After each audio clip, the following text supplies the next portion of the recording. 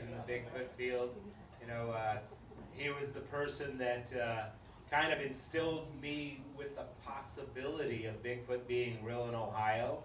It was like one of those deals where, you hear stories, you see newspaper articles, but you're not sure because by the time a report would come in, you would get there a month later and there's no physical evidence. And it was a very frustrating thing, but one day I saw about a Bigfoot event down in Newcomerstown, Ohio.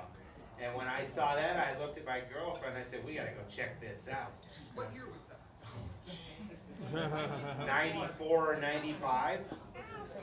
And yeah, long time ago. And I remember driving down to Newcomerstown and thinking from Cleveland area, I mean, God, imagine if you're in a horse and buggy like how Charlie Raven comes to events. It must take days. He left like on Monday in Kentucky. He says he's like six hours away still on horseback. So I remember driving down to Newcomerstown and like, what's this something Union Hall and whatever. So 624 Heller Drive, pull in, gravel parking lot, walk in that place, and it was like, no offense, Don. It was like Deliverance in a Bigfoot event.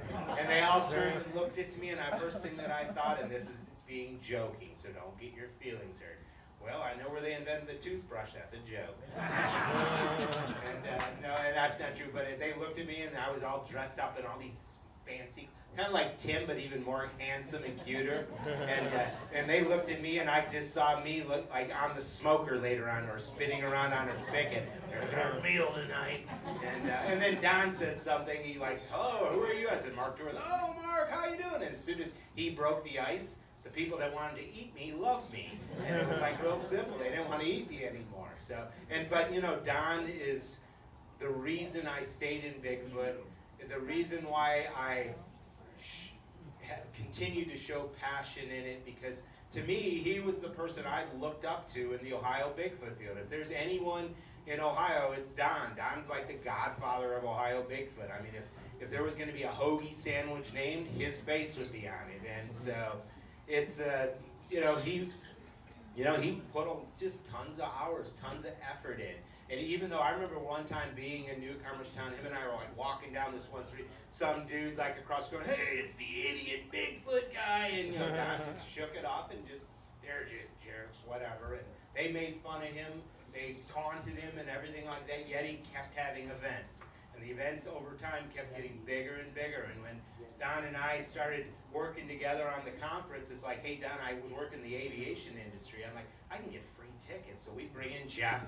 When I brought Jeff, he was thin, no offense, tall and civet and thinner. And, I still remember my cat, the cat that I loved to death, my cat Spooky. He was a black cat. And Jeff was sleeping down in our basement getting ready, and he said, what's going on? I see the cat jumping up like 8 foot in the air, 8 foot in the air, and there's Jeff with the laser thing,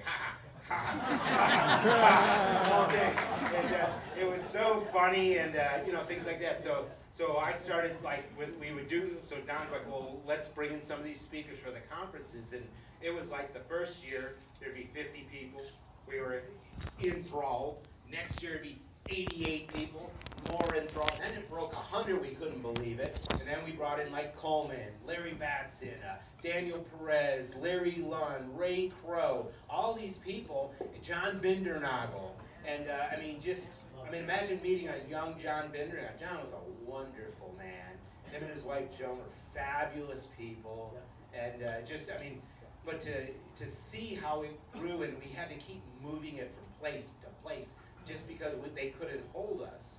And eventually Don moved it to Salt Fork, which was brilliant because the Newcomerstown area was never giving him the credit he deserved. I mean, if I was the Chamber of Commerce and this guy's bringing in Bigfoot events, and he would sit there and, hey, I'm bringing all these people, they're staying in the hotels, they're eating at the restaurants, they're getting in fights in the truck stop. Remember that one? That was the first time I remember I ducked and the guy almost knocked my wife out.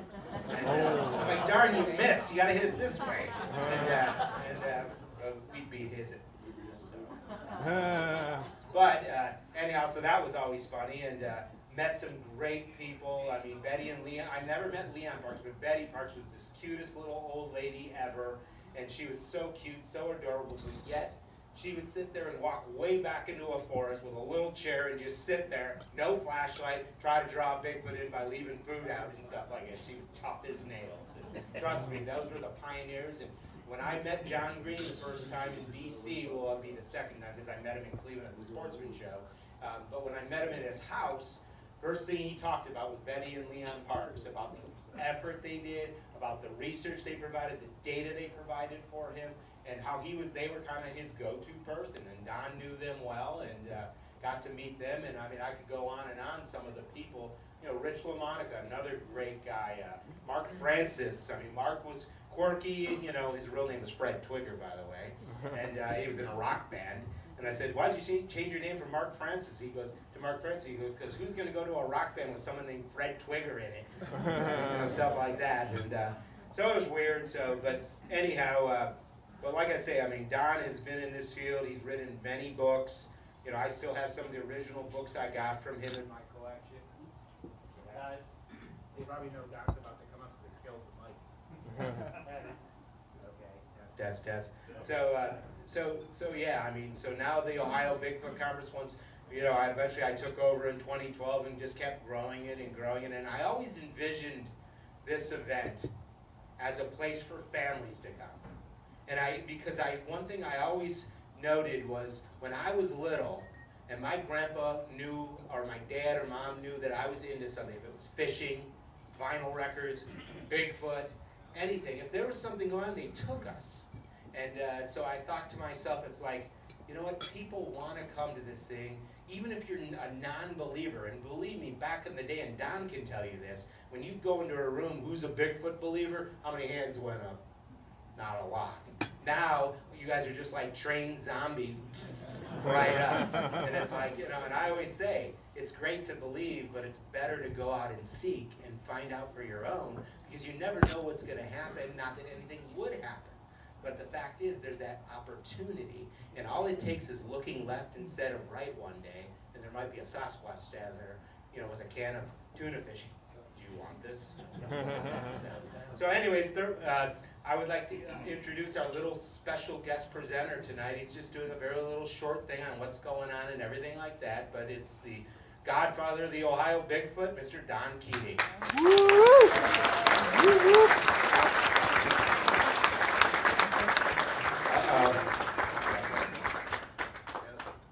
Thank you very much. I'm actually asking most of them. No, we don't want to go there. Hey, thanks, Mark. I've never heard a longer-winded introduction in my life. I was just delaying. That's one of the reasons I always held the microphone when he was helping me out at conferences, because I know he's just nonstop. You know what I'm saying? Ouch. I don't have a presentation lined up, no PowerPoint, which would probably be good. You wouldn't have to look at my mug for a long time. He touched on a couple of points. I started the conference back in 1989. We had like 55 people, give or take, there. It was to get a bunch of regional people together to compare notes from Ohio and surrounding states. We had like Ron Schaffner was invited, someone from Pennsylvania, Richard Keating from West Virginia, and then Betty and Leon Parks. They lived in Western Ohio, but they had done research in Michigan, Ohio, and Indiana, all three. So I invited Betty to come in and speak as well. And of all the people I invited, only one person showed up out of that whole group, and that was Betty and Leon. So I had to get my brain racked and think who else I'm going to pull in at the last minute. So we ended up having Art Caruso of Youngstown, which I haven't heard from or been able to find for years. So if anybody knows where he's at, can find him, let me know. I would love to get back in touch with him. We had John Regoli, who was an eyewitness from St. Clairsville, Ohio. He was there as well. And then Betty Parks, and then I filled in the gap, you know, just tongue-in-cheek BSing and stuff like that. I did hand the conference over to Marc in 2012. He held it the first year in 2012. We discussed whether or not it'd be a good idea to keep it at Salt Fork or move it elsewhere, and I said no, that'd be a great idea to keep it at Salt Fork, because The way Salt Fork came about was in 2004, I held a conference at the David Barber Civic Center in Cumberstown. Tom Siebold at that time had seen the newspaper articles and contacted me and said, hey, we have a great venue, we'd love you to come out, we'd love to show you what all we have available to the public, the rooms, the conference room, the restaurant, the whole 9 yards. So I came out, Daniel Perez was actually with me because he spoke that year as well. And after I left, I was talking to Danny on the way back, and I said, what do you think? Would you hold the conference there? And he looked at me and said, you'd be crazy not to. So I said, all right, let's get back in touch with them and see what they can do for me as far as getting things set up. So really, that's where it was held one time at the Pritchard Laughlin Civic Center, and I don't remember, it was 2013, I believe, because of a scheduling conflict. After that, it's been out here since then. I've written a booklet titled The History of Bigfoot at Salt Fork State Park. The cover artwork is an actual Daniel Falconer from New Zealand did this for me, based upon an eyewitness testimony from out here at Salt Fork. And this is basically just chronicling, up until 2013, all the reports that I knew of sightings and track discoveries out here at Salt Fork. One thing I learned last year, the items that I produced over the years, they might have been small things like this, like John Green did with his 8.5 by 11 paperbacks, but eventually they become in demand again. If you get a chance to rerun them, rerun them. I reran these. I've sold 2 of them so far. I've got 23 left. And if anyone is interested in one of them, just come up and see me.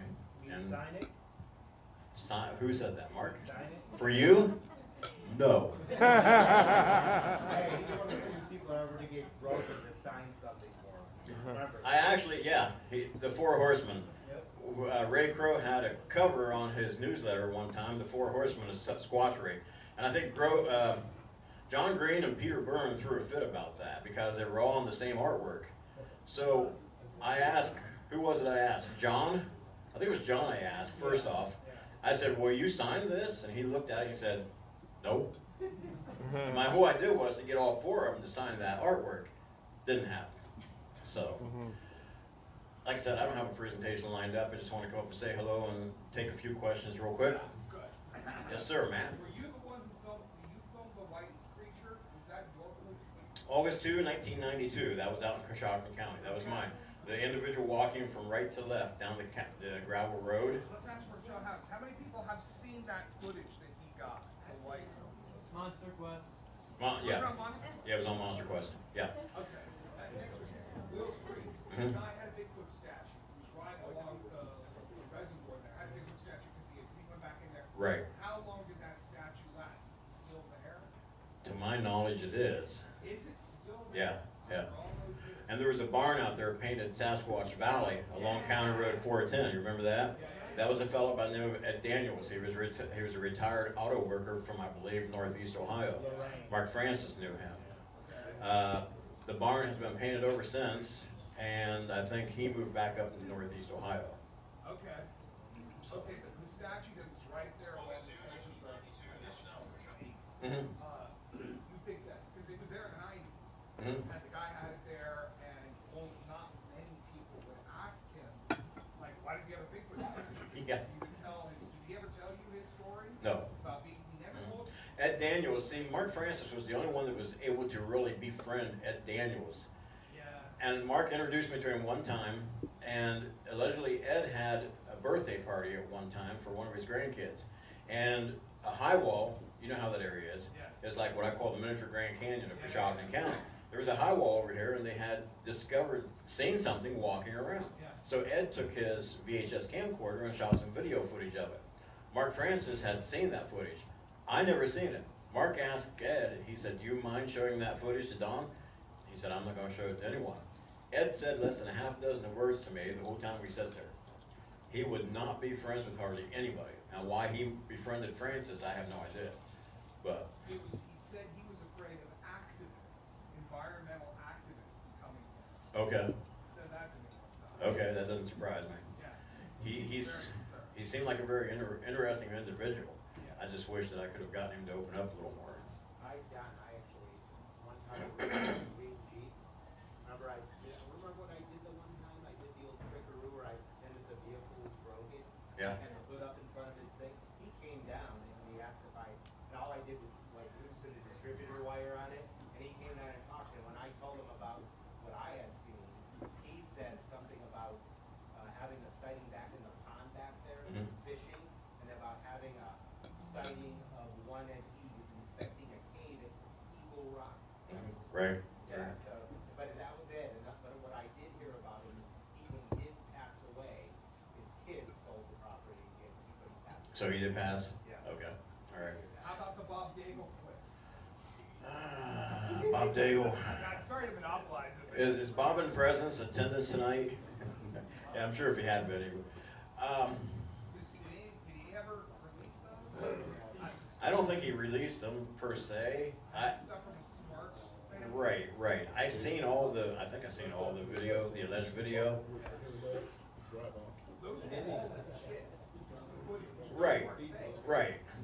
It was, I mean, for being so close to Newcomerstown, you know, it was incredible because it was, you know, how close it was. Were you out there at the property? I never got to Smart, but I knew basically where it was. Okay, it was on a road called Lick Run Road, Yeah. less than 3 miles from Newcomerstown. Yeah. That was it. That's the one where they walked back behind the car, it's like was sitting there. Right. With that small white one going off in the one direction. Right. Yeah, I've seen that clip too, and now that was one of his things that I can't argue. You can't explain it. No. And how about Yeah. the big shark one coming across the road, it's like towering above the cars across. Yeah, that's Right. the one that came behind. Yeah. And his wife's just sitting there reading a book. Yeah, And yeah. then you see this Yep. creature walk behind it, but the cool thing though is the little white one going off in the angle Oh, of yeah, the back. yeah. That's interesting because a lot of people ask about getting white Bigfoot. Well, do they start off white? Well, Okay. probably because of genetic isolation, you start getting that possibility of white creatures or tan creatures and those possibilities. Genetics are really a real pain in the neck sometimes because when I was born and when I graduated school, I had a full head of hair. See what happened, right? I don't know if it's because of the weather phenomena that I investigated, you know, or if it's because of the foot. But anyway, you want to ask about? Go back to the Smart family. Uh-huh. Did they stay there at that property? And, I mean, tell them about what happened with the Smart family. Okay, that was in, I believe, the summer of 1990. Okay. I've received a phone call about some stones being thrown at a house. All right, so let's go out there and check it out. We get out there, and I don't know how many kids they had, 3, 4, 5 kids, a lot of them, and there was the adults that were living out there. A lot of times I go to an area, I try to be skeptical as I possibly can because the proof is in the eye of the beholder. You know, if they're trying to convince you that Bigfoot's on their property, I want them to prove it to me. I don't want to go out there believing that it's actually there. They had numerous footprints that were discovered. I've got video footage in the archive somewhere of all these tracks. They had a lot of stones and rocks that were thrown at their house and at people at their garage. I was sitting on the north side of their garage one day in the middle of the afternoon, nobody else around, during the summer, full foliage, right inside the wood line. I'm sitting on a tree stump that's probably about 1.5 feet high, maybe 2 feet. And I hear inside the wood line the heaviest footfalls that I've ever heard in my life. It just sounded like an elephant walking up the side of this hill. And I grabbed the camcorder, turned it on as quick as I can, and I rushed inside the wood line. I didn't see a single solitary thing. And I went up in the direction that I heard the footfalls going up the hill towards the county road. Could not see a thing. So I have no idea what that was. There was another incident, I can tell you this from personal experience, and it scared the daylights out of me. It was at night, sitting on the front porch steps. Right beside the front porch are the Smarts? yeah, Okay. the storm doors, the cellar doors, like out in the plane stage. You lift up the cellar door, you get downstairs because the Wizard of Oz is coming towards you, right? I went down these steps, or I didn't go down steps, I'm thinking tornadoes. I'm sitting there on the steps, and there's nothing going on. Next thing I know, I hear up on the hill, near the wood line, which was a wood line of pine trees, some disturbance in the pine trees, and next thing I know, and I kid you not, I swear on a stack of Bibles, there is a rock the size of a soccer ball, if not bigger, land on this storm door right beside me. And I'm like, I'm out. I don't care what equipment I got, I'm gone. Because whoever or whatever can pick up a book or a rock, a boulder that size, heave it from the wood line up above, and it was at least 150 feet away, and hit this storm door, I don't want nothing to do with it. And there was one other encounter that took place out there where I received a phone call from the property owners or the residents. I think they were renting that property at the time. I get a phone call from them that they say there's a whole lot of activity going on. All right, because I'm back and forth between where I'm living and out there quite often. Okay, I get out there. They say, "Oh, there's rocks being thrown at the house. They're attacking the house like crazy and stuff." And I'm like, okay, sure, all right, whatever. And the next thing I know, I hear moving in the underbrush or in the tree line. There's rocks. I'm standing outside in the line of fire. There's rocks hitting this house here and there and here and there. And they showed me this impression, this little, well, not little, but it was big, this big muddy handprint on a window. And I'm like, all right, you guys have gone to the next level and trying to fool me, pull one over on me. Here's a Sasquatch hand that was made of mud. All right, so here it is. Next thing I know, here comes not one, but two Tuscarawas County Sheriff's cruisers. Here comes an Ohio State Patrol cruiser and a New Cumberstown Police cruiser. I'm like, well, this has really gotten to a different level. You guys called the cops, and I had no idea about it. So these guys get out their canines. Flashlights all over the place. They're walking around the wood line. They're walking into the woods. They're trying to find the people, or whatever, that are throwing rocks toward this property. What's going on? They're trying to find out, put this to an end. I had a flashlight, but I had it turned off. And I was standing in the yard up toward the wood line. I was just quiet, observing everybody as they were moving around, all the cops and stuff, what they were doing. The one officer comes out. He's talking to another officer, and I can almost paraphrase him to this day. He says, I don't know what it was, but I'm not putting my dog after it. And they leave less than 15 minutes later, all of them. So I don't know what he's seen or what he encountered, but I mean, these were, they weren't real fond of you walking up to them and asking them questions. They were after who or whatever was inside the woodline. What happened to the dog on the property? I don't recall. Remember they had a shepherd, and that the little kid told the parents that the dog was back there chewing on what he said was a monkey or something. Oh, really? And that the dog was found dead like a day and a half later, ripped in half. I do remember that one of the dogs was killed, but the other part I didn't recall. Okay. That was incredible. It was interesting, and it only happened for that one summer. That was it. But it's Rich LaMonica, the recording. You probably know the exact spot where he got that. Within a very short distance, yeah. 541. Right. If I'm not maybe it was wrong. It was 541. Is that recording available? Did he ever put that online? Because he got it. He did put it online because that was right when online started happening. That happened Right. in 95? No, I did. Yeah, I think you're right. Yeah. 95 or 94. Right in that ballpark. Yeah. Yeah. I don't know if it's still online or not. I thought there was a website out there that had it on their website. I don't remember who it was. It was a vocalization. It was one of these rare samurai chatter vocalizations out of place. He had gone. There was a sighting. He had gone there, parked his vehicle, slept in it, and put 2 audio recorders on Right. the roof. And each one of them had a little red LED light. And he didn't even realize what he was doing, putting these little red lights up there on the vehicle. And it was 2 in the morning, and I think he only realized it at the time when it happened, or maybe later when he got the recording, where you hear this thing come up and talking. And it's hard to imitate what it said, but like people like kind of facetiously said it was like as if it was saying Bigfoot walks up and pours milk in it. I mean that was what it is. But it's like, but it's really intense.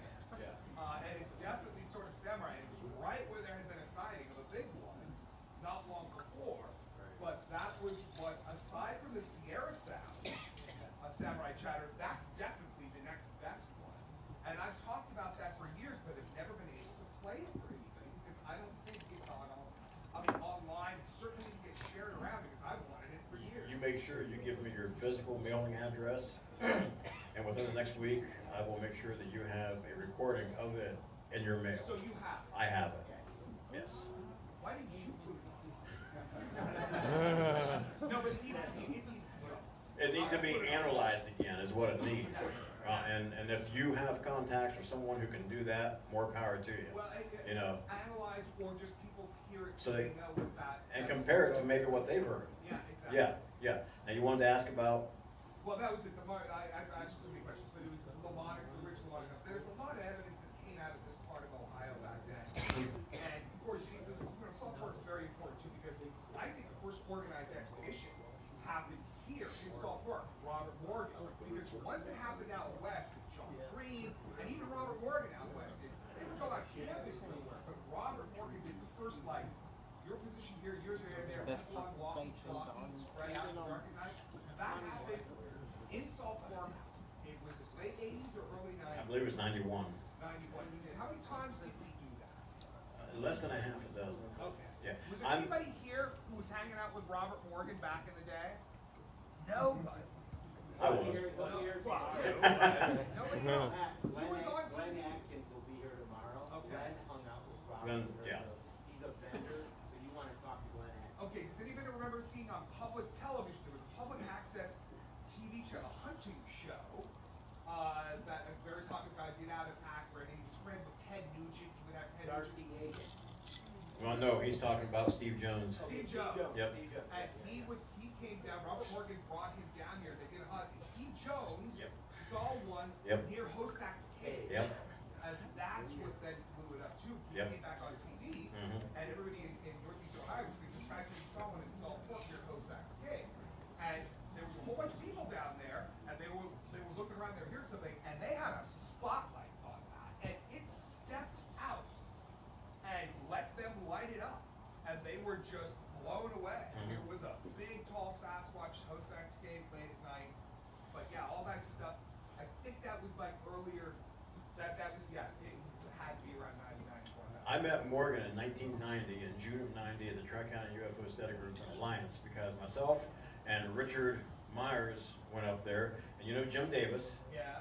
he was there as well. We were all sitting at the same table. And I had a habit of watching people sign their names or whatever on the attendance sheet.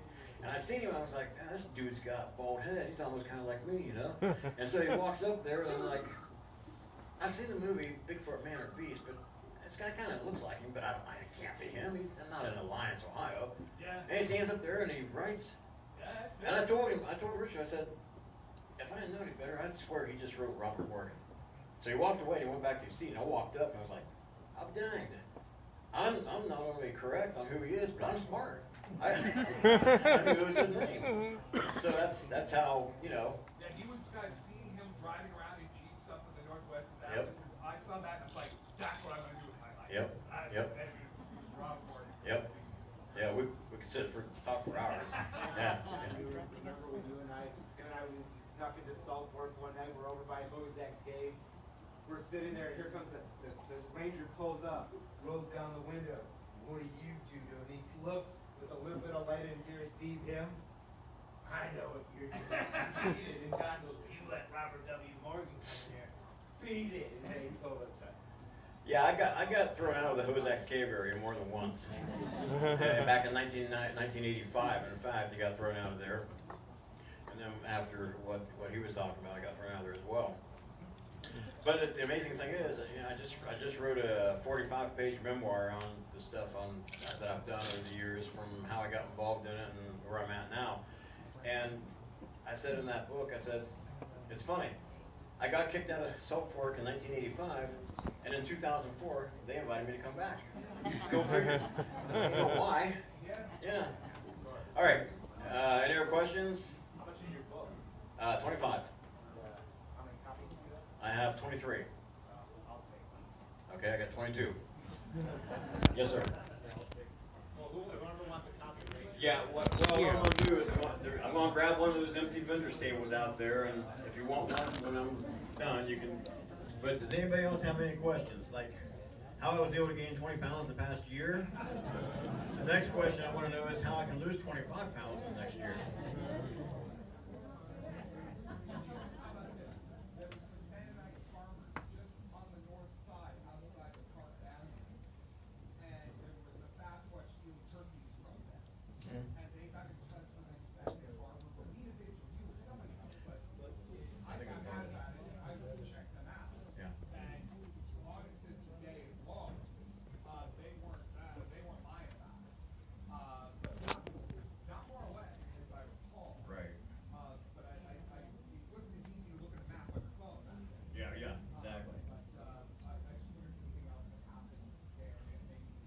I've heard of the Amish out toward Freeport having the occasional encounter, but they will not talk about it.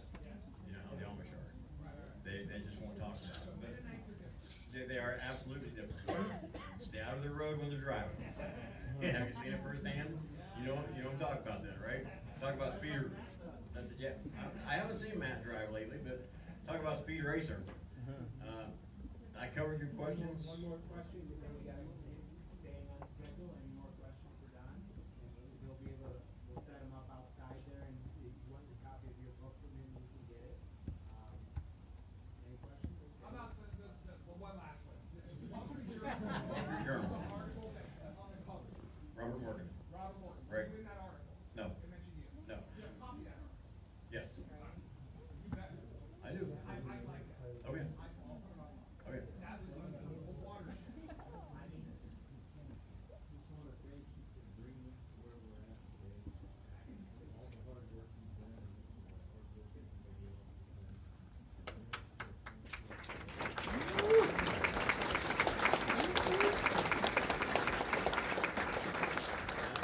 I appreciate it. I've always said that I've had I'm an ordinary person with an extraordinary hobby.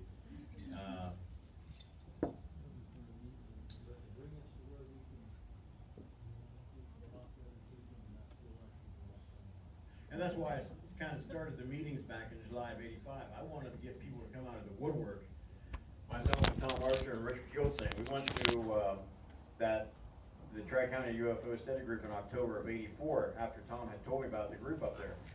And I was like on the way back, Alliance is an hour and 15-minute drive, and I was actually on Sebring. I was like, why can't we hold a meeting like that down in Jacobystown and try and get people to come forward? These guys are getting people coming forward. They're a UFO study group. People who know people that have seen a UFO, that have had an alien abduction, whatever the case may be, they're going to this meeting without fear of ridicule. Why can't we do this with Bigfoot? So in July of '85, I held the first meeting. I figured, well, we'll get 5 or 10 people show up. We had 32 people, the first meeting. So I said, Tom, afterwards, I said, we need some more fresh reports. Why don't we hold another meeting? Let's see how that goes over. August of '85, we hold another meeting. More fresh reports. Guess how many people then? 56. So we go down toward the railroad tunnel area, the post-war tunnel area outside of New Cumberstown. We find tracks, not 1 or 2, several. We have unusual encounters down there. This is an old railroad line that goes through, and all it is a gravel bed now. The railroad tracks and the ties are taken out. We're walking along, off to our left-hand side, in the forest.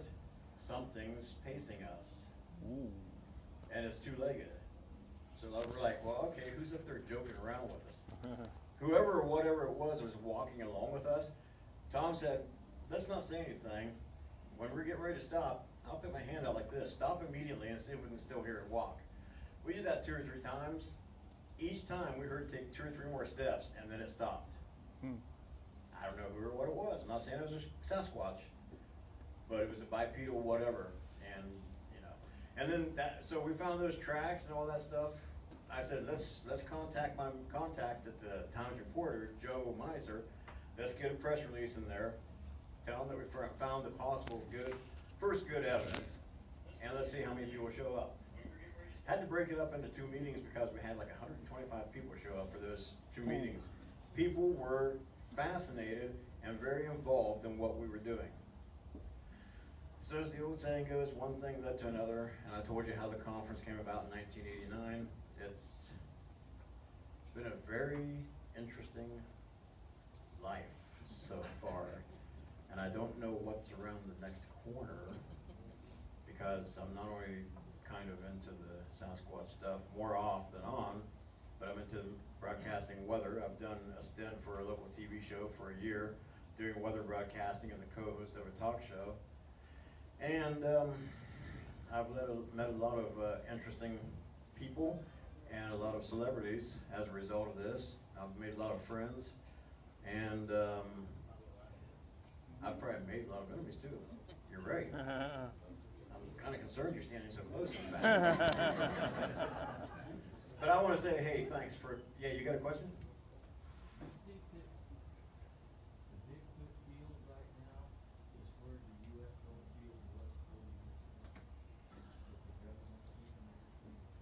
Now, they pretty much said that there are UFOs, and they're believing it's all. Oh, you bring up such an interesting point. Do you have another 3 minutes for a very interesting story? Can you repeat the question, because I couldn't. He's got 5 minutes. I'm not worried about him. The question was, do I think that the Bigfoot field is where the UFO field was 40 years ago, related to, you know, government acceptance and stuff like that? I think, is that correct? Okay.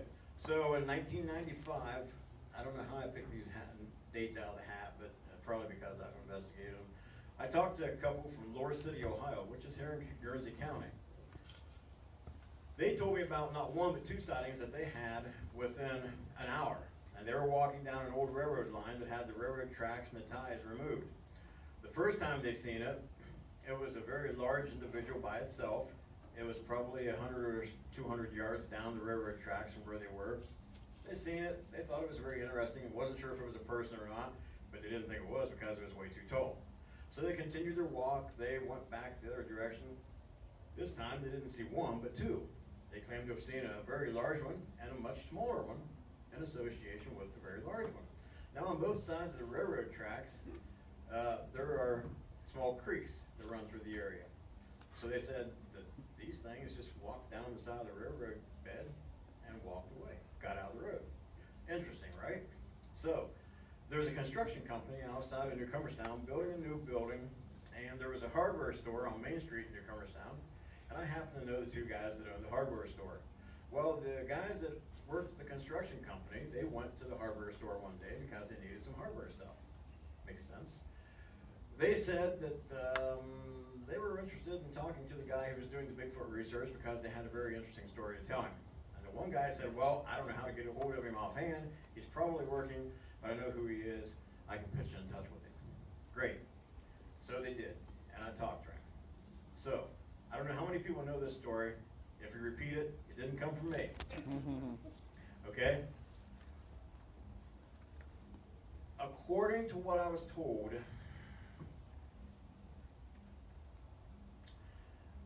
one summer during the morning before sunrise, a gentleman was on his way to work. And all I will say is it was in eastern Ohio. And he's traveling down the road, and he comes upon what he first thinks is a dead bear lying alongside the road. Slows down and looks out his window, and this dead bear has extremely large human-like feet, extremely large human-like hands, and is covered in black hair or fur. He goes a little further down the road to a local store, tells them about it. He turns around.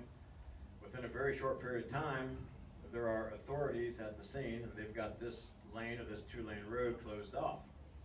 Within another short period of time, what he could only describe as a U.S. military vehicle pulls up, painted in camo, with gentlemen who get out of this vehicle in camo clothing.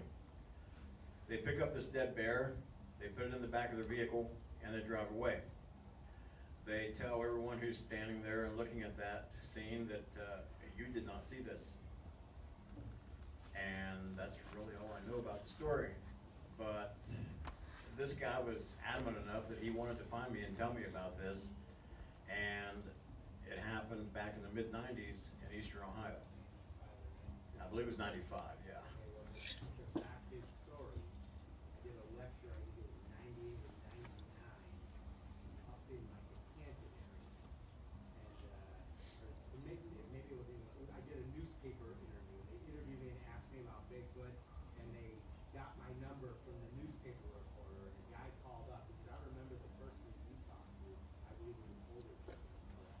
I think it was at the time he was in his 40s or 50s. Yeah, well, I had a younger guy call me on the phone. He says, "Hey, I saw your article in the Canton Repository," and he goes, "Did you ever hear the story of the Bigfoot that was found dead on I can't remember the name of the road, but it was Georgie County, somewhere like that." And I said, and he explained it. I go, "Yeah," and he goes, "Well, just so you know, I was one of the officers on the scene, and it did happen." And that's exactly the story was said what he said.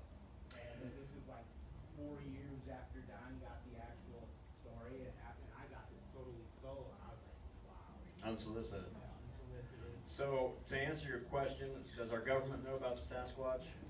In 2 words, I would say, you betcha. That's all I can say. Thank you for your time. I appreciate it. Thank you, Don. You're done. I owe you one more. Can I just take this copy here? Ooh, look at this. I got the first copy.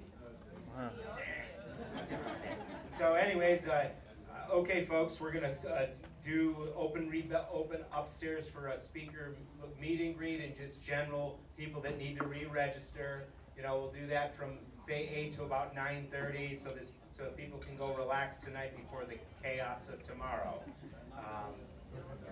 And then there's a bonfire tonight at 10 o'clock out behind the building. It's out behind the tennis or near the tennis courts. You walk back behind the pool, it's back in there. Other than that, what, sir? What time does the chaos start tomorrow? Oh, the chaos for you? I have you speaking at 8 a.m. I don't know. I haven't even seen the schedule of events to know. When does it open? Someone tell me. What time? 9:30 for season. I think the doors open here at 10, and then and so just go by the schedule of events. There's a couple of them throughout the building. So like I said, if you want to hook up with Don, where are you going to be sitting with your books? Possibly here. Oh, why don't you do that? If you want one of his books, just go over there and get it from him over there. And other than that, thank you, Don. Thank you, everyone. Enjoy your evening. Don't stay out too late because we have a big day tomorrow. Thank you very much.